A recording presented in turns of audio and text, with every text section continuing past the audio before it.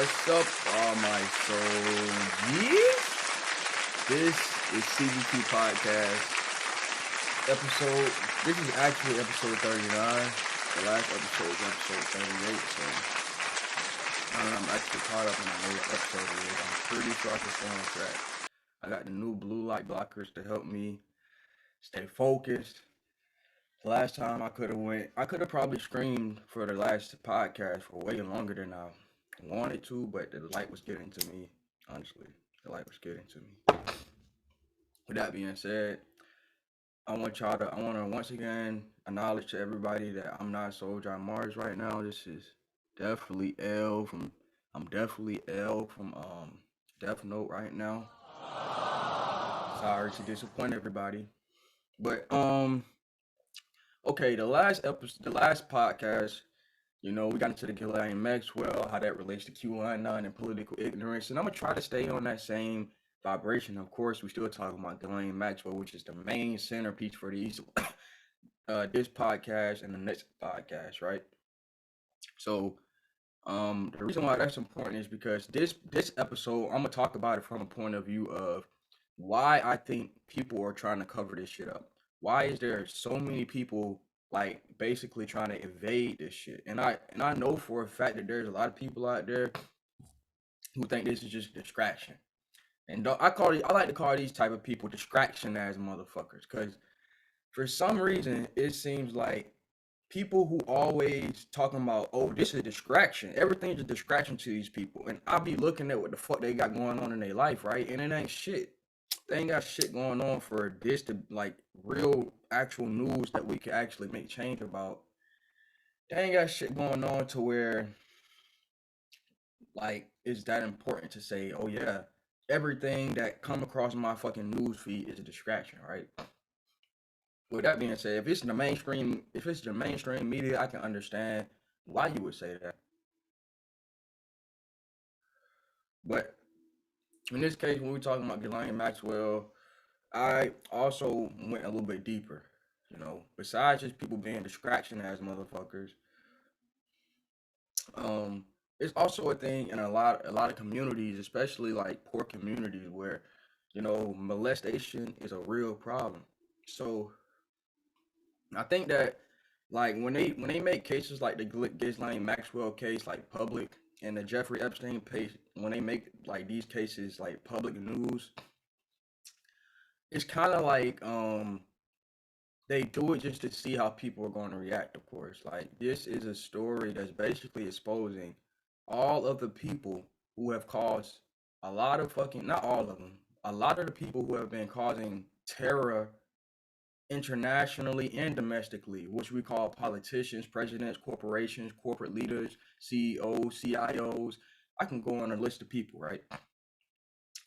We got all this information to make these people be held accountable. But instead of us doing that, you know, we still ignoring it because we think in our mind, since nobody did anything about, you know, us being molested growing up, then that means that nothing's gonna happen in this case. But we grown as fuck now. We can go delete motherfuckers if we need to nowadays. We can go delete whole profiles offline. You get what I'm saying? If we need to do this type of stuff. But once again, we live in the age of internet, which we've been told that because we have the internet, that means we're the most powerful and the most advanced culture in the history of the world. And I don't believe that. I feel like if you go back to even fucking the French Renaissance, when fucking Napoleon was like taking over, they were murdering their leaders, bro. When was that? 300 years ago? 300 years ago? But I don't see nobody in America doing that. I don't see nobody in America doing that. Not the radical conservatives, not the radical liberals, nobody. Nobody's thinking like that when it comes to this case. So it makes me question, of course they're doing this all for a big ritual and a big spectacle. It's not to have your attention. It's to make you not give a fuck about it. That's the whole point. They trying to make pedophilia and they trying to make molestation and all that shit legal so that they can start up a whole new fucking market, the black market of organs, the black market of like, pedophilia and stuff like that. That market is probably is probably booming because of the internet. And because everybody's so distracted, we still relying on the police to go take care of. We still relying on the FBI and the CIA. They got all the files, y'all. We could trust it. We good, y'all. The CIA and the FBI, they got all the files on the Jeffrey Epstein stuff. They got all the files on all the rapists who are not your uncle, or who maybe they are your uncle. I don't know. But as long as they not poor, they not coming for these people. They only want to focus on the Ghislaine Maxwell shit. They don't want you to know that if you work at a certain hotel, that you're the main CEO who owns your fucking hotel right now. He's probably on this list. They don't want you to know stuff like that. You get what I'm saying? But yeah, with that being said, I try to find the most relatable sources. Like all the sources I have, I don't think people can find that shit nowhere else. And if you are, then shit, I fuck with you. We on the same boat. But I don't see nobody else talking about this case from like finding people who are actually in the courtroom, or finding people who are talking to the people that actually were a part of this, who actually were kidnapped and raped and got away, or some shit like that. Because I know for a fact that a lot of these people didn't get away. Right now, they're probably inside of these like. If you ever seen Taken, the movie Taken, right? In the movie Taken, it was like a part where he was looking for his daughter, and his daughter got kidnapped overseas and shit. Then when he actually was finding her, he realized she had been a part of, she had basically been prostituted out. They made her drug, they drugged the bitch up, they stuck her in a cell, and then like basically she was about to get sold off, and then sold into a sex rink where she probably would have never been able to been found from that point on. This stuff is not just in movies, people. And the crazy part is, the people who are over these things, the only reason they get away with it is because in their average everyday matrix life, they're doing stuff like charity. They're doing stuff like starting businesses and giving communities jobs. You get what I'm saying? So when they're doing this stuff, they have, in their opinion, they're doing so much good for the community that the community don't even want to make these people get arrested. The community don't even want to take action against these type of people. The community would rather, you know, complain about cuties, the movie Cuties. But when actual stuff like this is going on, silence. Silence. It's so interesting to me how that works. I mean, we all don't have to be journalists. We all don't have to be political commentators. I consider myself a political commentator when I'm doing the podcast and stuff like that. We all don't have to be people who, like independent researchers. We all don't have to do that. But the people who are out there, we need to get these people attention and stop fucking going on your social medias. Like, if you think that your Instagram timeline is like more important than the actual details of this case, and the people who are doing it, and the people who are covering up them doing it, and the history of how these people who run the country, how they work, if you think that's more important, if your social media timeline is more important than that, you stupid as fuck. That's all I want to say. You stupid as fuck. You stupid as fuck. You egotistical and you prideful.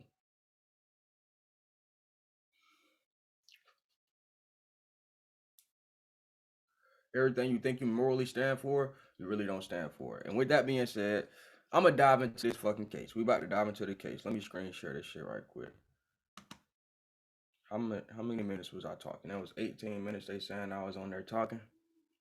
That ain't bad. So today we really just gonna mainly focus on. Today we really just gonna mainly focus on the case. You know, in the first episode, I think I broke down. I showed Chris Hedges.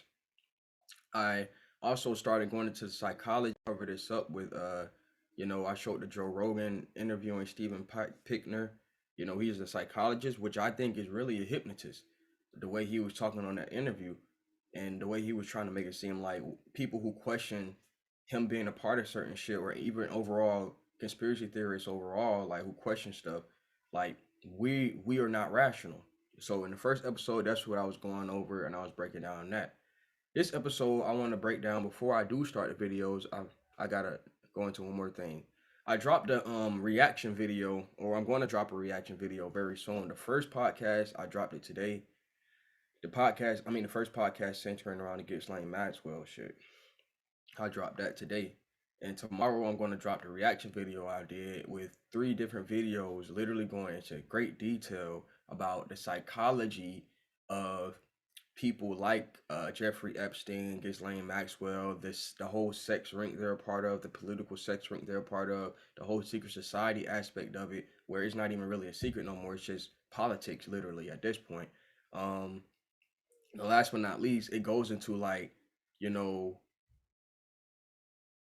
basically why this shit is like be seen as entertainment to people more than it is actually the truth.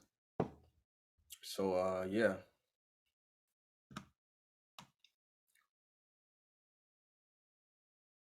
First I want to show y'all this video right here.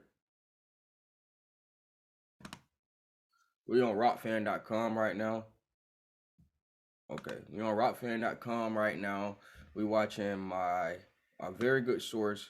They are called the Convo Couch. The Convo Couch. I follow them on Instagram. I think y'all follow them on Instagram. I follow them on YouTube when they used to be on YouTube more. They're on Rockfan now.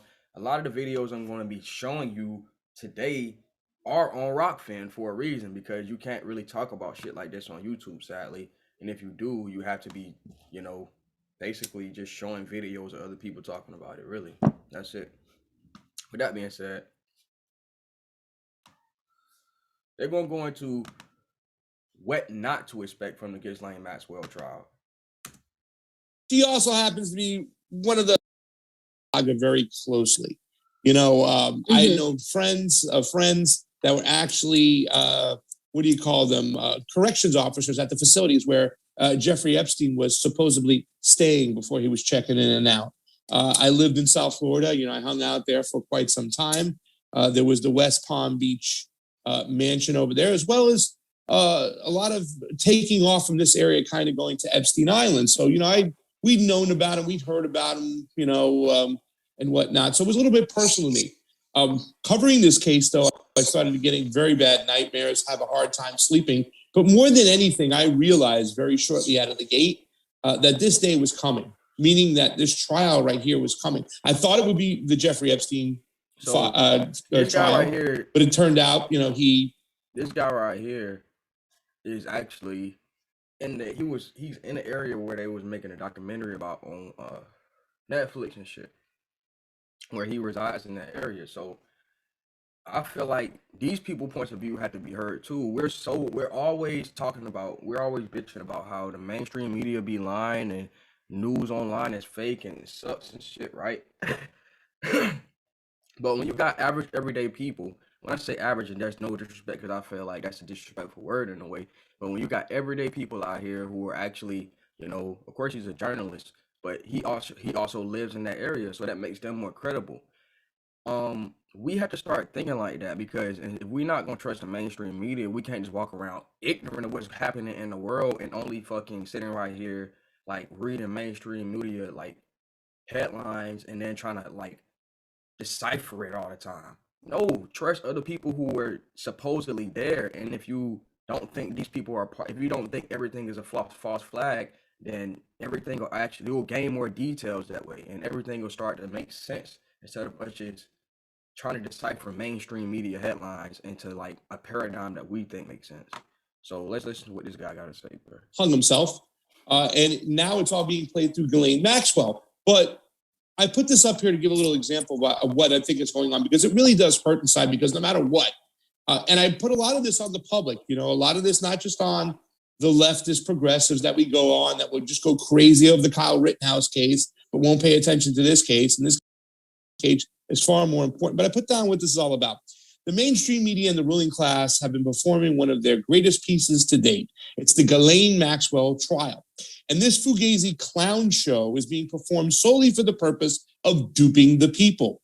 It's being sold as an American justice system holding the two most evil pedophiles of our time accountable for their heinous acts on underage girls. But is this what the Epstein scandal is really about? Hell no. If you've been following Epstein for the past years, you know that his ties and connections are more than just a few bad apples with disgusting habits. It's about the biggest names throughout our society of what can only be a global ring of ruling elites who used our children as currency, fam.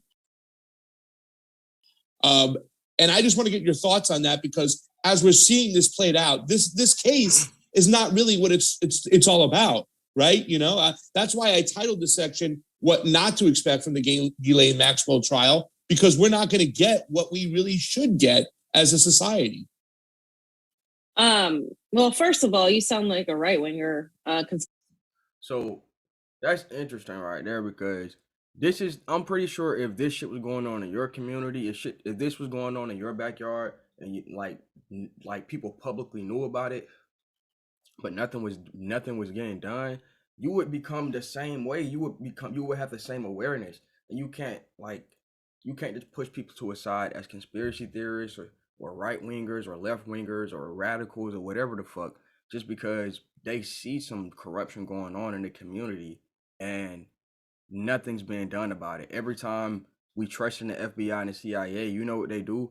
They turn around and they ignore what's going on over there so that they could fucking go arrest somebody for some stupid shit and put them in jail for stupid stuff. Stupid stuff that in reality, like stuff dealing with money or something dealing with traffic laws or something dealing with fucking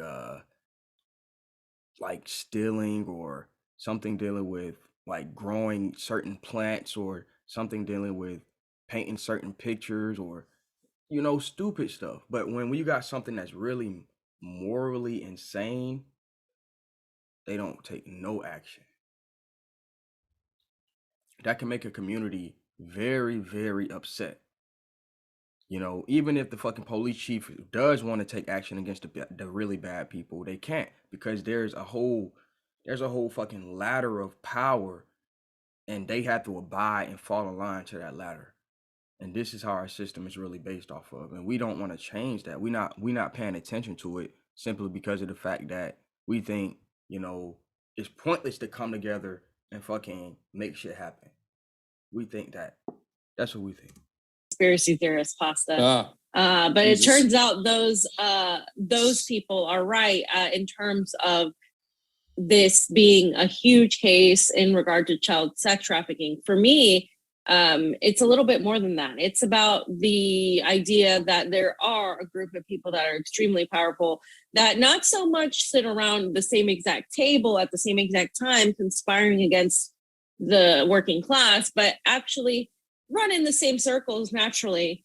And it's a state of natural development. The 1%, they run in the same circles. And so they have this whole, these interests that they hold, and they know that there's too many people that are in the way of that. And so what they're doing is they help each other out. They help each other cover each other's bullshit and their crimes.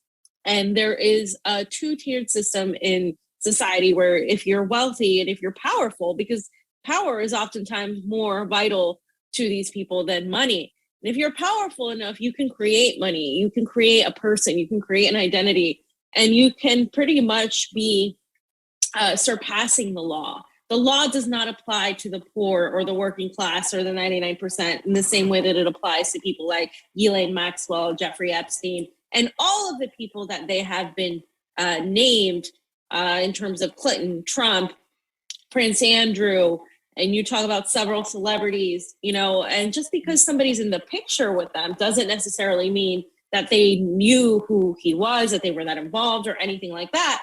But in terms of the logs and everything we've learned thus far, that's where I feel like it's interesting, because we going along with this case right here.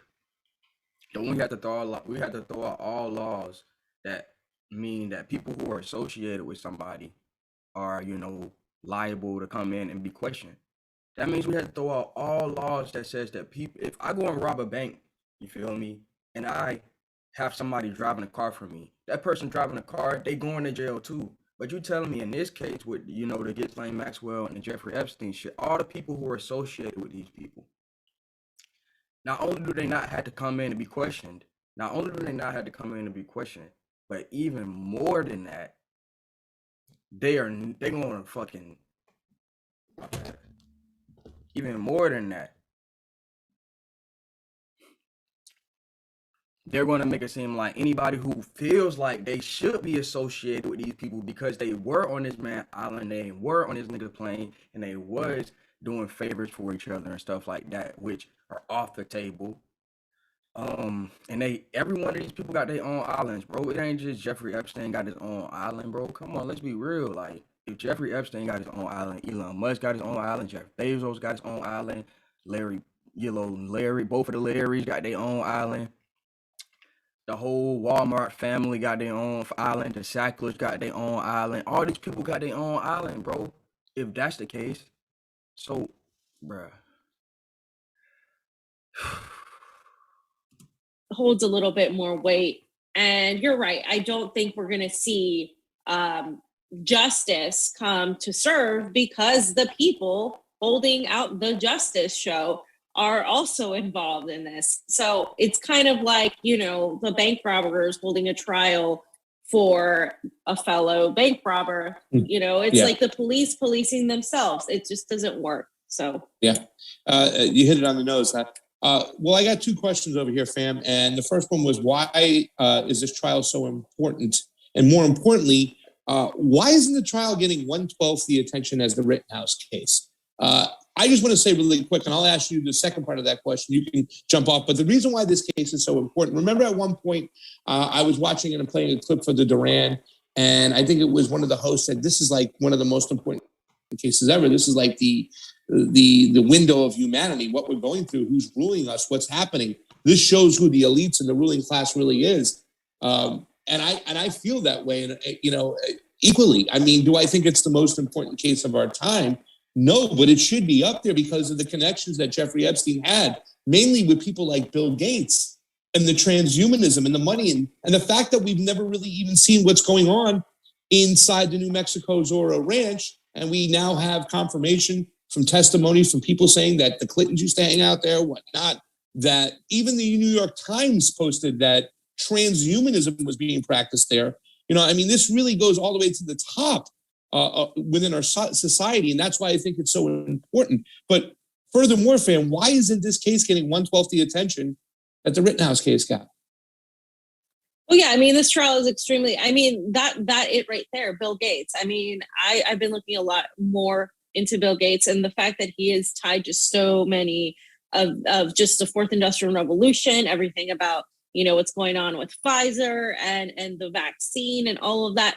Bill Gates has his claws in them. So it's the elites, the 1%, the very powerful people in our society. That's why this is so important, because those facets attach themselves to everything else. And the reason this isn't having the same type of weight, it's because, number one, it's not being talked about by mainstream media, and they drive the propaganda narrative. In the Rittenhouse case, constantly it was pushed in front of us because it is extremely useful to the predator class for division. You can use the whole, this is a race war happening right now. This is why Rittenhouse was a white supremacist. He represents white supremacy when he killed white people. So that doesn't add up. Obviously, he was he took the side of the police, which is true. But it's this whole idea that you have the easily divisive narrative there to exploit. They can't do that in this case because why? Because they kind of focused on the people who have made this case a child sex trafficking case being more on the right or trying to frame it like it's only the Clintons. When in reality, we know that Trump and Clinton were both named and likely involved in some form or another. There are people on the left and the right, or liberal and Republican, that are involved. There's people from the UK. There's people from all over the world governments. So this is not a partisan issue. But in the media, depending on who's covering it, whether it's Fox or MSNBC, it's covered as a partisan issue. So it's just kind of like, oh, this case is a little bit too conspiratorial for so many to cover. And that's why I don't think it's getting the attention, because they can't really exploit it. Because if they were to tell the truth about this whole case, everybody would go under, and they can't allow that. And that's the whole point. I feel like the whole narrative of the whole narrative of these people having an FBI and a CIA is not to bring justice. It's to literally force everybody in the country to submit to the government. No matter what, no matter if you got state laws or federal laws and shit like that, like they federally still weed is illegal, but somehow certain states are doing it, you know. But if the government decided to send in the army because people are fucking smoking weed publicly and shit like that, that would be legal under our world. And with that being said, of course that's not gonna happen, but because they got a whole narrative going with that. But I'm just using that as an example to say that the FBI and the CIA and the military, you feel me? They are the same people who are under behind closed doors. I mean, they're the same people who are okaying this shit. Overseas, people still are greedy, bro. People kill people. They are sociopaths. You feel me? So the last thing they give a fuck about is people who are pedophiles at home, who are billionaires and shit. You feel me? They getting paid too. You feel me? So with that being said, when they say this a conservative or the right wing and shit like that, the right wing they're part of this shit too. It's not just liberals and shit. And if people try to make it seem like that, then you know that's a psyops itself. Because we know it's on both sides, bro. You know, I have to agree with you that it is about the mainstream media kind of pushing their narrative, whatnot. Obviously, the mainstream media is tied to all these powerful ruling class elites of sorts, what we like to call the predator class. And this is a great example of why we call them the predator class, what they did to these children at the time. But I also have to say, Pam, I think there is something within the progressives' DNA that lacks nuance, you know what I'm saying, that they have that, oh my God, emotional left kind of mentality, that so many things on the surface kind of make them concentrate in those areas rather than go down the rabbit holes and understand what's going on with these situations. How the powerful and elite were so tied to Jeffrey Epstein via Ghislaine Maxwell, who is now on trial there. So I think there is something with the progressive DNA that they have to get past. We talk about it all the time, the lack of understanding foreign policy and understanding how that our foreign policy is probably one of the most racist policies that America, goes through with. You know, what we do to Latin America is disgusting. What we do in the Middle East is disgusting. And these are people of color that are getting bombed in their own land. The second part of the question is, and also too, I want to piggyback to Trump when we get a second, because there have been some comments that people have said that, like, well, you know, you guys just throw Trump out there without any really connections, whatnot. It's not fair to do so. He's in a different situation than Bill Clinton. And like you just said before, just because they're in the picture doesn't mean they're not necessarily guilty. But if Donald Trump were to say, hey, listen, I have nothing to hide, I will gladly step up and testify if I'm called upon, and he did testify or even just said that, what would that mean towards the other people who are kind of hiding, like the Clintons and like Bill Gates and whatnot? I mean, there is a lot of evidence to suggest that Donald Trump knew Jeffrey Epstein, but not a lot of solid evidence tying him to the pedophilia or being on the island differently than Bill Clinton was. Do you have any thoughts on that particular situation when it comes to Donald Trump? I mean, Donald Trump has accusations of, I don't know what that noise is, but it's striking, of like 13-year-old accusing him of harassment and rape. I mean, he has other accusations. I just wouldn't necessarily agree with you and say that there's not enough. I just say, like, it's not as strong as what has been laid upon for Clinton. And I don't want to focus on that either, because I think at the end of the day, we're not really going to know, like I said, because the powerful people are going to protect the powerful, and Donald Trump is a powerful person. So it doesn't matter. I mean, I think focusing on that kind of loses point of the fact that that these people in general who have money and have power are going to get away with it, period. If there were real justice, how would the prosecutors how would they approach the trial, and who should be called on the witness stand? As we said, I think we made it clear, and we're going to play the little clip right now for Chris Hedges talking about all the people who will never ever go, spend one day on the witness stand. But my personal opinion is that's how the case should be handled. It should be going into, okay, now we have a probable cause to call all these people on the stand, from Rex Lexner to Bill Richardson to Bill Clinton to Donald Trump to Bill Gates, to everybody involved. And obviously, we're not going to see that. You know what I'm saying? Do you have any other thoughts on that real quick before we play the Mr. Matthews? Okay. Yeah. No, let's just go ahead and play. Let's get into it. Let's play this clip over here. Chris Hedges, man. Did he light it up? This was filmed by John F. O'Donnell. What's up, John? Great clip over here. Take a look at this, fam. He just starts blasting people. Obstacles that society has placed before them in their pursuit of justice. The trial of Ghislaine Maxwell will not hold to account the powerful and wealthy men who are complicit in these assaults. Donald Trump, Bill Clinton, Bill Gates, hedge fund billionaire Glenn Dubin, former New Mexico Governor Bill Richardson, former Secretary of the Treasury, and former President of Harvard, Larry Summers, Steven Pinker, Prince Andrew, Alan Dershowitz, Les Wexner, the billionaire CEO of Victoria's Secret and Limited Stores, J.P. Morgan banker Jess Staley, former Israeli Prime Minister Ehud Barak, real estate mogul Mort Zuckerman, former Maine Senator George Mitchell, Harvey Weinstein, and many others. He just named them all, fam. All these people, they have a right to put them on the stand and question them. They were all involved. There were witnesses. There's accusations. There's connections left and right. This is what this particular trial should be about, but it's not. And I mean, he named them all, fam, all of them. Any thoughts on that? No, I agree with you. They should all be named. They should all be held accountable. Those are all extremely powerful people, likely not to happen. Yeah. Not one of them of those people are going to take the stands. However, fam, we got some news from the Daily Mail. We going to get the butler is going to take the stand over here. Epstein's housekeeper testified that he cleaned up large dildos and vibrators after massages and found porn tapes and black leather costume in Ghislaine Maxwell's bathroom. So that's what they're going to make this shit about, fam. You know what I'm saying? They're going to try to demonize and say it's just about these two people rather than go into the crux of what's going on.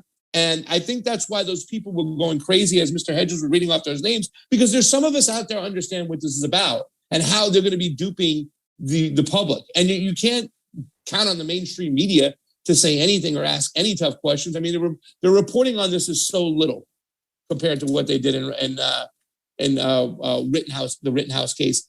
Jeffrey Epstein's housekeeper, Juana Lessie, took the stand Thursday in day 4 of the Ghislaine Maxwell sex trafficking trial.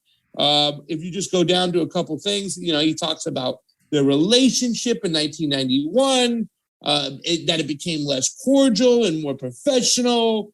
From the day she came to the house, she right away took over, meaning Ghislaine Maxwell. She mentioned she was going to be the lady of the house, he said. Alessi said he found a large dildo and vibrators while cleaning up after the late financier's massages. Alessi said he saw pornographic tapes and black leather costumes and a basket in Ghislaine Maxwell's bathroom. So, fam, they're still going to concentrate on this shit. They're going to try to make ties with everybody involved there. They're going to go after the little people, right? So they can dupe the public into thinking that what this case is about, which is an isolated case with some bad apples and not a giant global sex ring involving the most dangerous people on the planet. The next part, did you have anything to say on that or no? No, go ahead. Okay, so there's been one gentleman out there who's been doing some great coverage out there. It's one Addy Ads. I just want to play 2 clips. He's been really getting his butt out there. Boots on the ground, fam. We know what it's like. We really appreciate that. But this is the first testimony. I just want to pay attention to the 2 testimonies, the 2 days of testimony when it comes to Mr. Alessi, because then you'll see exactly what the prosecution is doing. The prosecution isn't doing what, and keep repeating this, they're not doing what they should be doing. They're doing, this whole little clown show. So here is one Addy Ads. talking about the first testimony of Mr. Alessi, the house manager for Epstein from 1990 to 2002.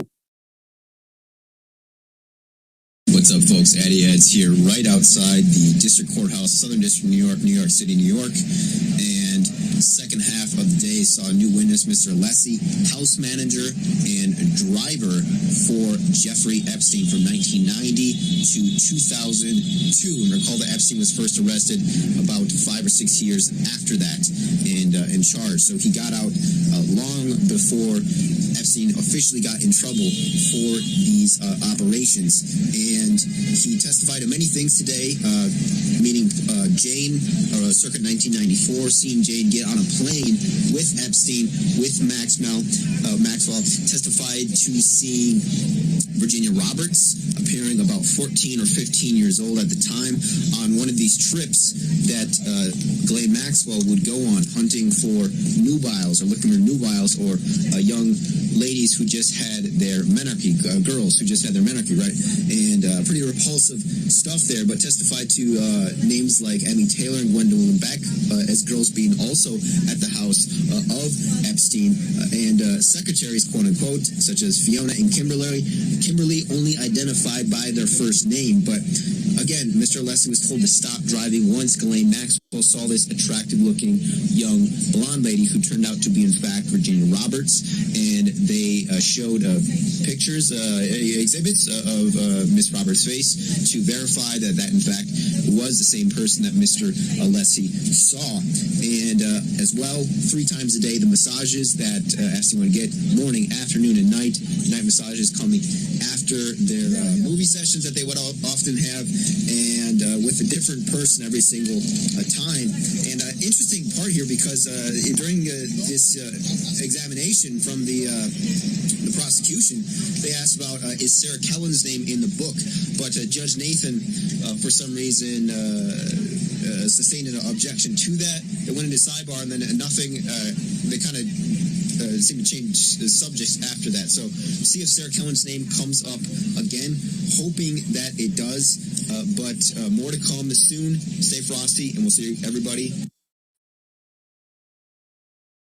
Sam, there are some positive things about these testimonies and some things that are going on here that I want to highlight. It is putting the girls in the positions and the places they were in, so that's kind of confirming that they can't weasel their way out of, including Virginia Roberts, whatnot. Even kind of the energy of, oh, stop the car, let me run out and go get this girl so I can get her to groom for the multiple massages that Jeffrey Epstein needs. I think that is a positive thing. But then all of a sudden the next day, you'll see the defense kind of like, they'll pivot a little bit more with the prosecution over here to what they're really trying to do. Take a look at this next clip, because the next clip real quick just talks about the next day Mr. Alessi was on the stand. So check it out. What's up, folks? Addy Ads here outside the Southern District of New York Courthouse here in New York City, New York, for day 5 of the Ghislaine Maxwell trial. This morning, we saw Juan Alessi on the stand, once again, house manager, chauffeur for Jeffrey Epstein. And the defense were questioning Mr. Alessi pretty aggressively. He was getting visibly annoyed, even crossing his arms at one point. And several questions about who actually did the recruiting for the masseuse appointments and for the massages. He denied going to the spas to recruit massage therapists, saying we went to the most exclusive spas and country clubs, denied getting referrals from other people for massage therapists, denied at all recruiting masseuses, answering never. It seems they are trying to shift the blame to Alessi, and the rats maybe are eating each other, perhaps. He said, I never made a call suggesting to therapists to come to the house. I never had the authority to call myself or get an appointment. That was my job, sir. And that was something he pointed out too. He was calling it a mandate and not a secret. For example, that he was ordered by Epstein to take down pictures of Maxwell, often nude pictures from the house when men would come over to the house, saying he was not in some sort of secret agreement with Epstein, simply doing what he was told. As I mentioned, he seemed to be getting visibly peeved and seemed very relieved when he was off the stand at the end of the session. And towards the end of the session, the defense asked him outright, that doesn't make you guilty of sex trafficking, does it, sir? Objection came from the prosecution, as one would expect, and that was sustained by Judge Nathan. That question did get a visible, a phonic reaction from people in the courtroom. Furthermore, very relevant, he denied ever hearing anybody complain to him, saying, no, they never did, but I wish they would have, because I would have done something. And the second half saw Gregory Parkinson, retired police officer, simply describing the house at 358 El Brillo Way. That's crazy. More updates to come. Eddie adds. Okay. So what they're trying to do is they're trying to find more patsies, right? That's exactly what's going on in this dog and pony show right now. They're trying to shift the blame to Epstein's inner circle, right? It's keep away the names from all the big guys. Keep it off of Trump, keep it off of Gates, keep it off of Clinton, Dubin, all that right now. Let's find more patsies right here. So therefore, the public will digest this shit and will think this is, once again, just bad apples doing bad apple things, fam. Any thoughts on that? No, it just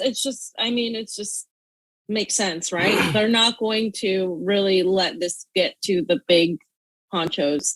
They're not. So this is exactly where I think we thought they would go. It's sad too, as well. It really is sad seeing this trial go like this, seeing where they're concentrating on what they're trying to doing and the people who will not be held accountable. So just really quickly to go over who has testified so far. 4 of the alleged victims are expected to testify, as are their relatives and Epstein's former employees, along with expert witnesses. The first day of the trial saw Epstein's longtime pilot, Larry Vysotsky, take the stand, describing the pedophile financier's so-called Lolita Express flights. Once again, the positive thing, putting the people in the places and on the flights when they were involved, but not enough to say that, he saw any bad activity or serious activity that can really open it up to the public. While Vysotsky, said he never saw any sexual activity, like we said, he testified that U.S. former President Bill Clinton, British royal Prince Andrew, and Donald Trump, among others, flew on Epstein's private planes. The prosecutors have said that the abuse occurred at a number of Epstein's homes, including the estate in Palm Beach, Florida, his posh Manhattan townhouse, a ranch in Santa Fe, New Mexico, a Paris apartment, and a luxury estate in the Virgin Islands. During this testimony, Vysotsky said it was not unusual for Maxwell to sit with him in the cockpit. He also recalled flying Virginia Roberts, putting her there as well, which is a good thing, who is accused both Epstein and Prince Andrew of abuse. The first of 4 accusers identified only by pseudonym. How many out, fam? Pseudonym? You said it right. Yeah. Yeah. Jane provided graphic testimony about being forced to have sex with Epstein when she was 14, 15, and 16. She noted that Maxwell and others were involved at times, adding Maxwell would instruct her on how Epstein liked to be massaged. Jane said she traveled with Maxwell and Epstein about 10 times between Florida, Manhattan, and New Mexico. Epstein's driver and butler, Juan Alessi, has also testified to Maxwell's instructing him to bring both Jane and Roberts to Epstein's Palm Beach mansion. So that's so far what we have who's testified. And, I don't want to keep beating a dead horse over here because it's just sad what this is about. Who's also expected to testify? I'm sure we'd like to see some of those names that Chris Hedges mentioned on the list. None of them are on the list, fam. Surprise, surprise. Besides James, 3 other alleged underage victims are expected to take the stand during the trial, while 2 will do so under the anonymity, going by pseudonym names. Kate and Carolyn. Accuser Annie Farmer has already publicly identified herself and said Epstein abused her at his New Mexico ranch in 1996. That's how long this shit has been going on for, if not longer. According to the incident against Maxwell, she is alleged to have encouraged Farmer, known as a minor victim too, to give Epstein foot rubs and massages.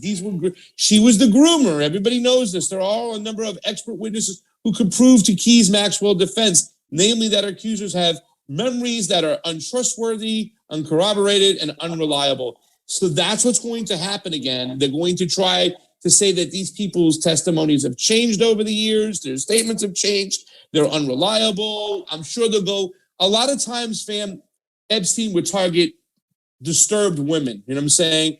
women from broken homes, poor women, whatnot, that they can take advantage of. Well, they're going to use all that information in their past against these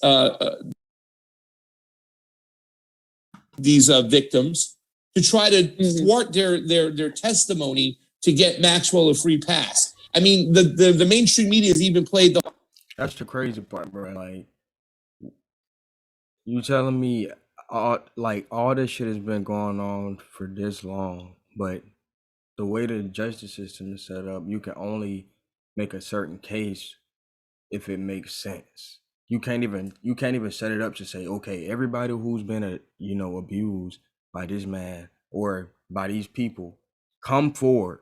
You can't say that shit. That's illegal. That's uncivil. So now we're stuck with a certain group of people basically coming out and saying, okay, we want to sue Ghislaine Maxwell and Jeffrey Epstein. And that's the only way you can get justice. That shit is disgusting. The whole situation is like, this is a classic case of Adam and Eve. Look at the way they blame Eve for what Adam did. Why are they doing this to women? This is common they brought identity politics into it as well, fam, is what I'm trying. All right, here we go. We're going to go to McGuire. Graham Elwood now. Hello, everybody. My name is Graham Elwood, and you are watching Boom, the political vigilante rising up underneath Wayne Manor and the outskirts of Gotham. Comes the truth. We have been talking about the Epstein and Maxwell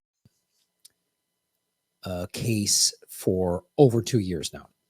I have an Epstein playlist on YouTube. I highly recommend you watch it because some of the stuff we've predicted. I think this trial, the Maxwell trial, odd that it took a year. They kept postponing it. I just had a conversation with Whitney Webb, who we're going to get back on the show. She's just dealing with some schedule stuff. So we're going to get her on the show to talk about this. But it really seems like the Maxwell trial, because I'm like, what are they going to do? They can't kill her like they did Epstein. Epstein, we know, is middle management. Maria Farmer said that in her interview with Whitney Webb last year. So Epstein was expendable. Ghislaine Maxwell is way more powerful than that. The Maxwell family has ties to Mossad and the intelligence community. And more than likely, she has a bunch of, evidence showing all these people having sex with children. And she's like, if I go down, you go down. So my thinking is, having kind of watched how this trial is starting to play, I'm like, oh, this is going to be a show trial. And she's going to get off or get some slap on the wrist. And they're going to go, well, we prosecuted, we put it, she got her day in court because of this crap. Listen to this. Photos of Jeffrey Epstein's NYC mansion from 2019 FBI raid are inadmissible in a Maxwell trial. What? The judge rules. Inadmissible. So you remember, and this is the thing I've been asking for 2 years. Remember when Epstein was arrested in July of 2019? It was like, you saw those photos and videos of the FBI guys wheeling out all these files and all this stuff, right? And there's a lot of photos there. There was also a book of CDs that had people's names on it. That's all been inadmissible. Those names have been redacted. This is insane to me. So I told y'all we good, everybody. The FBI and the CIA got everything. We good. We good. FBI photos from Jeffrey Epstein's New York City mansion are being kept out of Ghislaine Maxwell's trial in what is being called a setback for prosecutors. Setback? No, that's your smoking gun. That's literally like, we have the murder weapon, but I don't know. You mean the murder weapon that has fingerprints on it? And there's a ballistics report. Well, it's not admissible. What the? So it's a show trial. So we know this, the most powerful people in the world that Maxwell is a part of.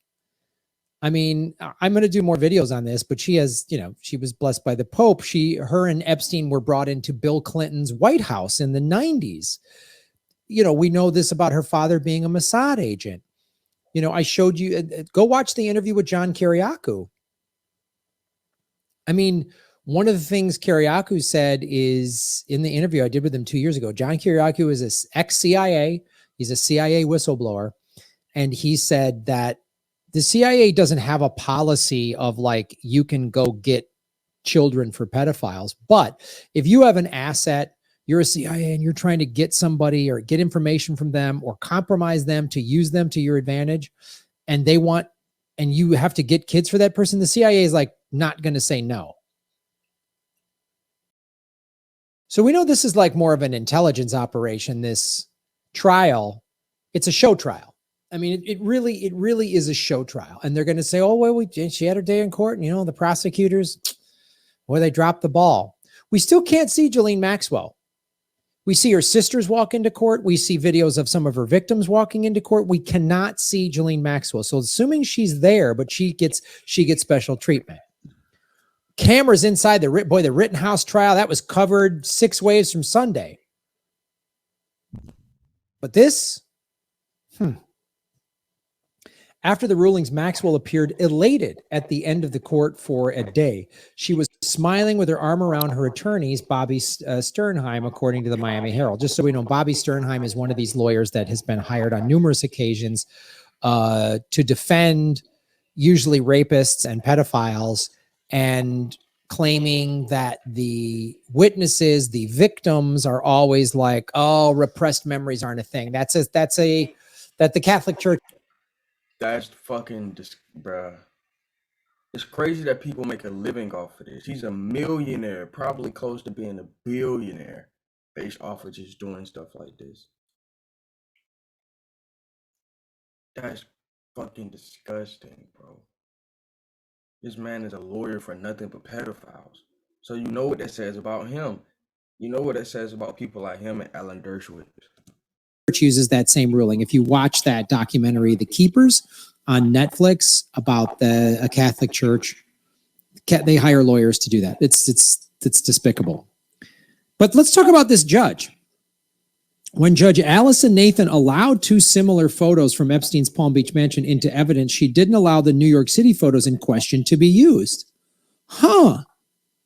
Weird. So this Judge Allison Nathan, we're going to get into her in a second because she said some interesting things online. Weird. I mean, it's not like the ruling elites can choose the judges, right? It's not like they control everything. Epstein and Maxwell, and I've shown you all the photos, the flight records. I'll show them to you again at the end of this video, but you know this. They have ties to Trump, the Clintons, Prince Andrew. These are the most powerful people in the world. Les Wexner, who's not mentioned this at all, and Maria Farmer said he was the head of the North American snake. All these billionaires, several royal families. So you don't think they have the ability to go, let's get this judge in there? And you get a couple favorable rulings like this. Oh. Nathan said prosecutor didn't reason as to how photos from 2019 were relevant to a crime that took place 25 years ago. She also said prosecutors didn't explain what they had to do with Maxwell. So this says 2 things. One, what are the prosecutors doing? And why would photos? So Ghislaine Maxwell is on trial for sex trafficking, right? Several of the victims said she participated in the sexual assault. That charge was never brought in. Never. She's a rapist and a pedophile, Ghislaine Maxwell. The media will not say that. They will not call her that. So what do we in this just ridiculous, old school, puritanical, patriarchal, that women can't rape? If a grown woman has sex with a 14-year-old child, that's not rape? So you only if you got a dick? Oh, okay. That's the dumbest thing I've ever heard in my life. They couldn't explain it. What do the photos have to do with anything? They're evidence. There's photos of Maxwell and Epstein with, naked girls. There's videos. There's all this shit in there. Oh, it didn't count. So who's this judge? This was posted by Maria Farmer, who I follow online. I'm trying to set up an interview with her. And this is what Maria Farmer put it, but also she retweeted this from Larry Johnson too. So artistic whistleblower is Maria Farmer's Twitter. Maxwell will get off because she has dirt / is covering for too many world elites. This is the other thing too.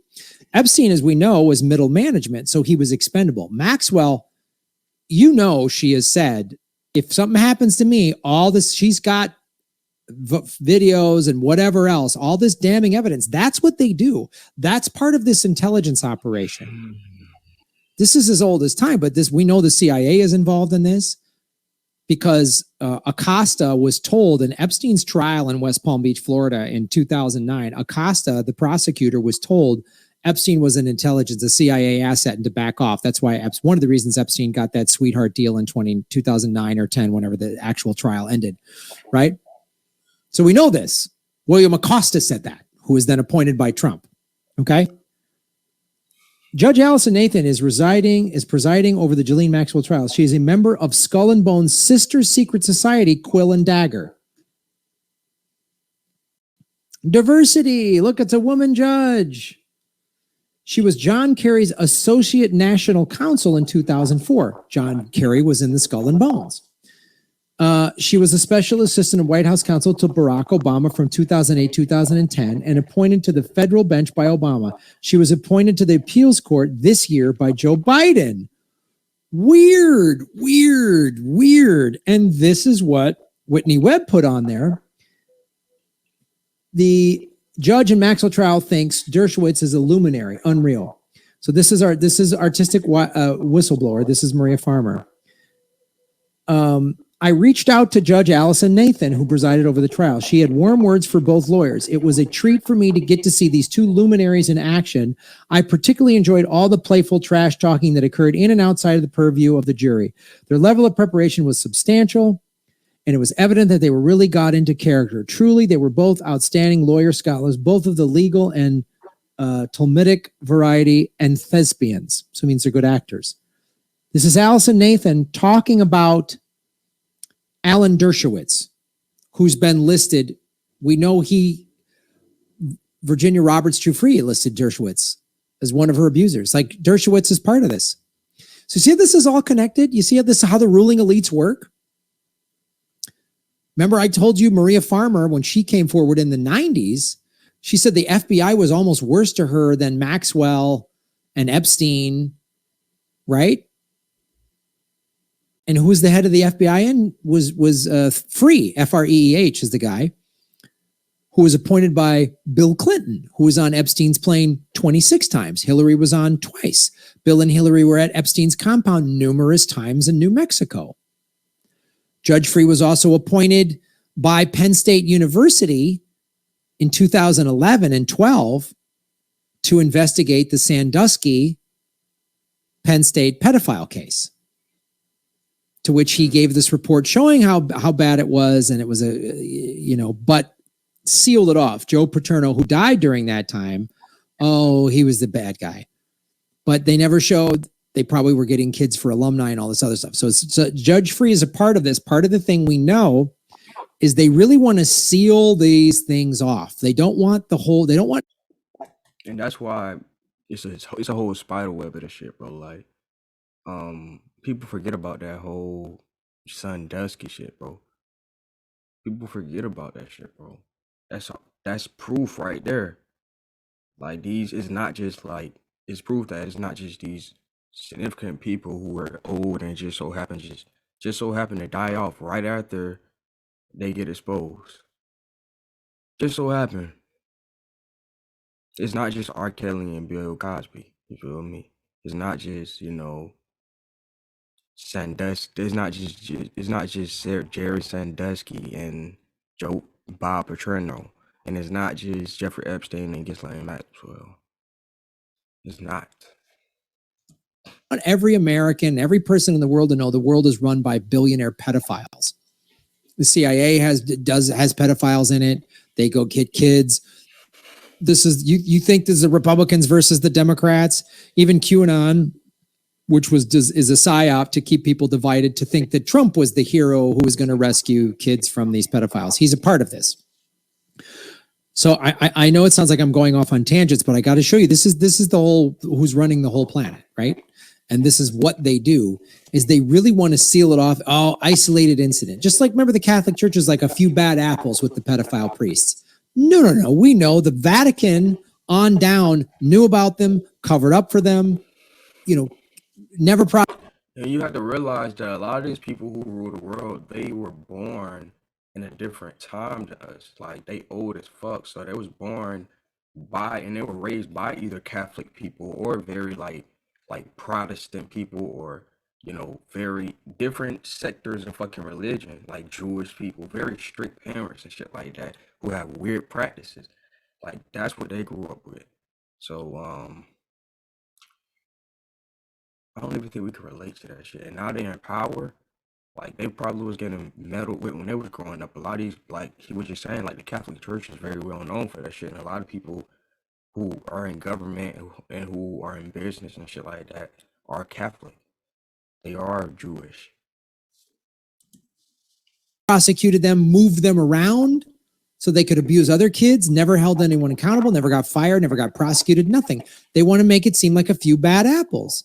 Just like we don't have a systemic problem with our police in this country. It's a few bad apples, just a few bad apples, right?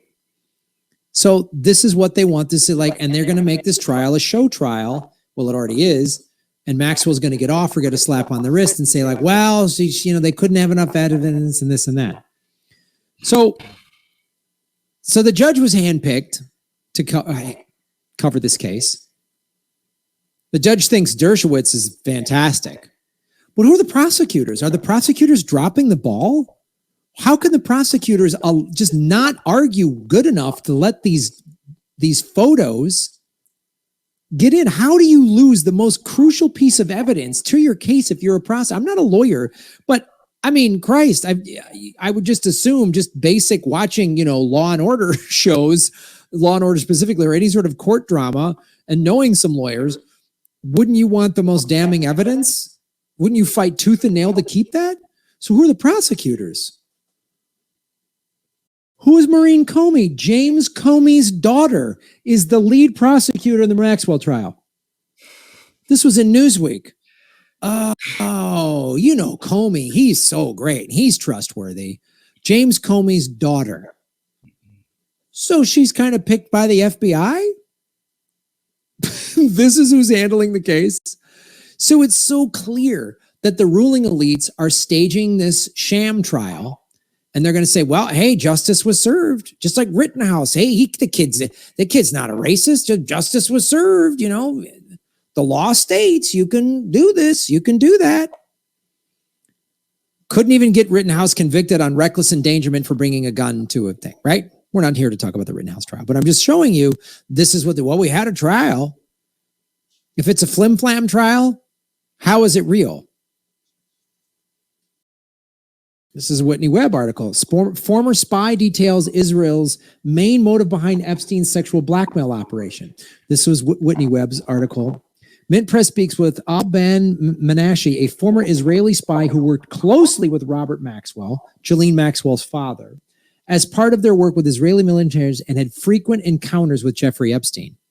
So again, we've talked about this numerous times. This is what Epstein would do. He would get powerful people coming to his house for some event.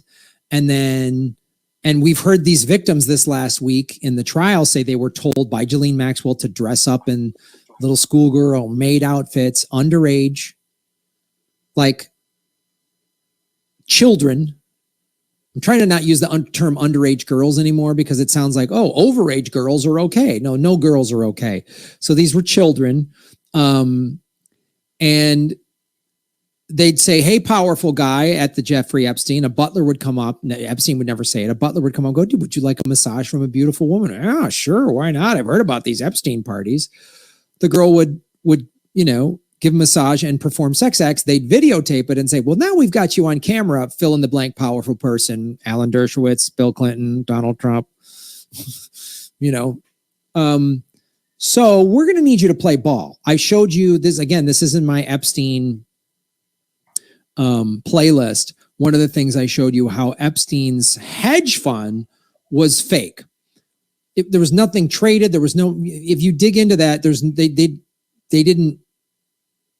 wasn't a real hedge fund. It wasn't investment. It wasn't doing mutual fund, anything like that. It wasn't doing any stocks. So, hey, powerful rich guy that we now have on tape having sex with a child, you're gonna invest in Epstein's, because how is Epstein able to fund his lifestyle. He had this fake hedge fund, which was like, you need to give me $20 million or this video makes it to the public eye of you having sex with a child. So now they got this, people. They've got these. That's why Dershowitz is like so adamant. No, I would never, because they got him. They got him and he knows it. That makes sense. So they all know it. And here's, Ghislaine Maxwell was bent, and this trial is uncovering, but also people like Whitney Webb are uncovering that, this just reeks of the intelligence community. I mean, we know that through Elizabeth Lee Voss. We've had her on numerous times to talk about the Founders Cult. Now, the Founders Cult has no ties to Epstein, but the intelligence pattern was very similar, right?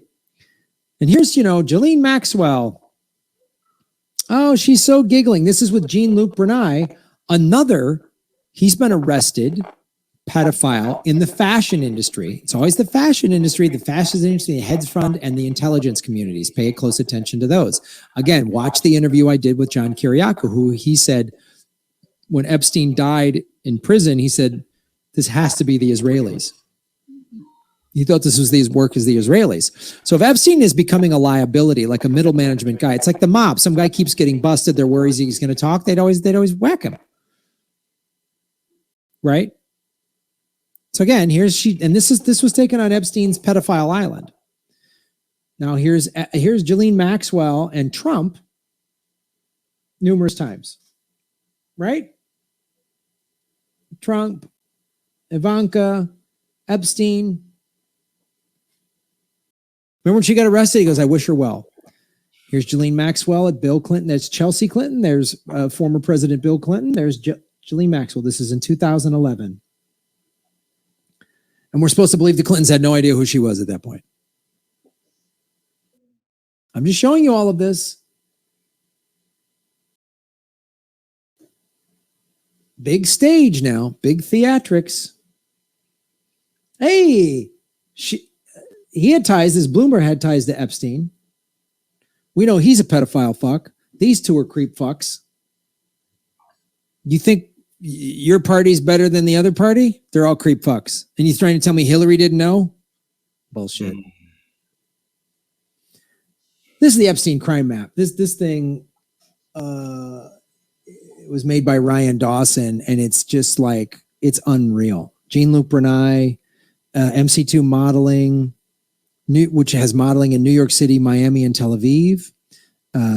Alexander Acosta, Donald Trump, Jared Kushner, Charles Kushner. I mean, look at how.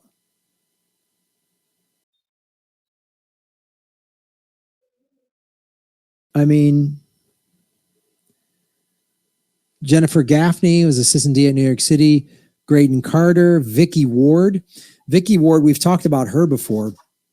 She did some articles and reporting, and it seemed like, oh boy, she's trying to uncover the Epstein thing. But she actually, we know, has longtime friendships with Ghislaine Maxwell. So she's like a shill. She's put in there to look like she's trying to uncover the Epstein thing. But in essence, she's going easy and really making it hard in subtle ways on victims. We know this from Maria Farmer as well. I mean, Robert Maxwell, Ghislaine Maxwell, ties to Mossad, Harvey Weinstein, the Nixon cult, which did sex trafficking and pedophilia. I mean, you see how this is all tied in? Les Wexner, the Wexner Foundation.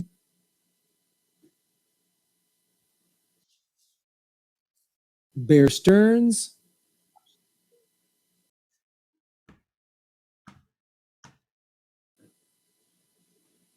Oh, Bill Cobb, AFP, and Reuters. And then this filters down. You see, they're all the same. Fox, CNN, MSNBC, NPR. You think they're all different. They're all fed the same crap. And then this is fed to the people. So this is what's happening with this trial. So they're talking, and even the corporate media is talking about the Maxwell trial. Oh, but they're not covering it. There's no cameras in there. Oh, it's a federal thing, so they don't have cameras in there. Okay. I have never, ever seen a celebrity trial at any level where there's no mugshot, there's no perp walk. She gets a private entrance. Ghislaine Maxwell gets a private entrance in. I know she's in custody, and her sisters are like, going to the UN to say she's being mistreated. That's how much power these people have. She's going to the UN. Her sisters are pieces of shit. This judge is a piece of shit. Like, they're all fucking pieces of shit. And then they put in Comey's daughter to be like a deliberate bad lawyer. It's like in the movie Sleepers when they hired Dustin Hoffman, the alcoholic, to right? To defend the guys, and it's all orchestrated by Brad Pitt's the ruling elites, because if she goes to jail, she's got a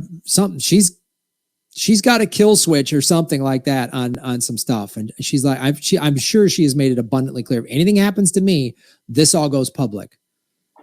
Because she's mean, awful, mean as a sake. She's a rapist. She's a pedophile. She's a sex trafficker. She's a piece of shit. She's a monster, and she needs to spend the rest of her life in jail. And all of her friends, they all need to go rot in fucking hell as well. But the ruling elites rule the world, right? They run the world. The pedophiles rule the world. And the vote any blue will do crowd, yay, we got Trump out of there. For Joe Biden, who also has ties to Epstein, Joe Biden just has signed more oil and drilling and fracking and pipeline permits than Trump did. That's a separate video. But we're going to stay on the story. I'm going to have Maria Farmer on the show. We're going to have Whitney Webb on the show. Where this trial will probably go on another, at least, 3 to 4 weeks, another month, maybe longer. Well, that being said, we'll be there. Until then, this has been CGT Podcast.